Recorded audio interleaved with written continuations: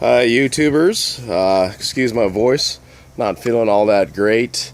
Working on a 91 Toyota Tercel, bought off Craigslist for $400 for a commuter car, and went to take it to our DEQ, and it had failed. So the reason that it had failed, it said the smoke test fail, visual inspection pass, it passed on all the hydrocarbons, a tailpipe emissions test pass. So that was the first time around. So the visual, that was, the smoke was coming out from underneath the hood and also the tailpipe. So what I ended up doing was I replaced the gasket from the exhaust manifold down to the straight pipe, or going down to the catalytic converter. So that got done. I took it back to the DEQ, and then this is the second time. So as you can see here, the second time it had failed. Overall result, a smoke test fail, but this time it was coming, they wrote down blue smoke coming out the tailpipe. So as you can see, that the DEQ inspectors, they're going to be looking at the tailpipe. What they do is they rev it up to see if there's any visual smoke coming out. So second step is, what I end up doing is I cleaned up the throttle plate right here. Just took off the snorkel here, kicked back the throttle plate, and cleaned it out with some Seafoam, a Marvel Mystery Oil, a carb cleaner. Any of those will work.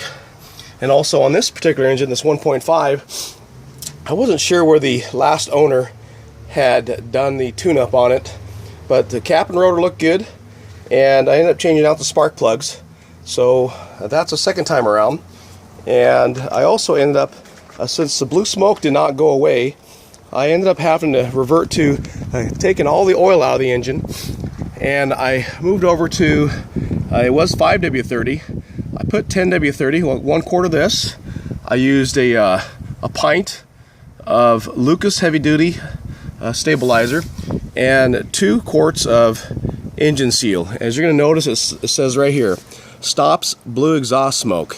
I've used this a couple times, and the only downside of this thing is the same thing as a motor honey, and it is really thick. It's almost thicker than a 90 weight. The downside of this is when you start your engine in the morning, it's going to be really thick, so you're going to have to warm that up. So what we're going to do now is we're going to go ahead and start this thing. And let's go look at the tailpipe emissions, see if there actually is any at all. So as you're going to notice, there's nothing coming out the tailpipe. And this is on a cold startup. It's about noon, first time I started this thing. And so I took it back to DEQ, and the results here, emission test report, and it says tailpipe emission test result is a pass. So there you go. What I plan on doing now is going to DMV and get my license plates, but I'm also going to change the oil out because I like to start and go, and I'm going to go ahead and dump all of this this motor honey out, and I'm going to switch over to 4 quarts of 10W40. So there you have it. That will get it to pass. I've done it with several vehicles in the past.